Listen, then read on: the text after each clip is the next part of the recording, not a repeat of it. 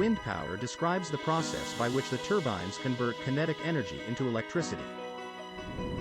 Wind is caused by a combination of three concurrent events. First is the sun unevenly heating the atmosphere.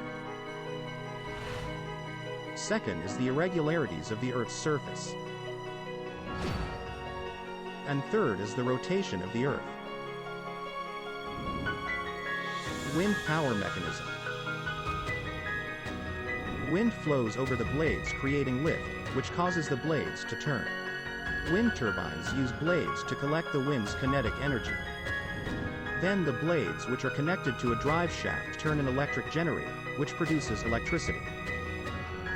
Advantages: operation costs, space efficiency, and job creation. As far as upfront costs go, wind farms or individual turbines can be expensive to install. However, once up and running, operating costs are relatively low. Their fuel, wind, is free, and the turbines don't require too much maintenance over the course of their lifetime. Cumulatively, the whole operation of the wind farms does not use up a lot of the real estate. This means that land used for wind turbines can often also be used for other purposes, such as farming. In terms of job creation, the wind energy sector is the fastest growing in the United States. Currently, there are more than 100,000 workers in the field, with the potential to support more than 600,000 in coming years. Disadvantages: intermittent energy, noise, visual pollution, and remote. A wind turbine's effectiveness in generating electricity depends on the weather.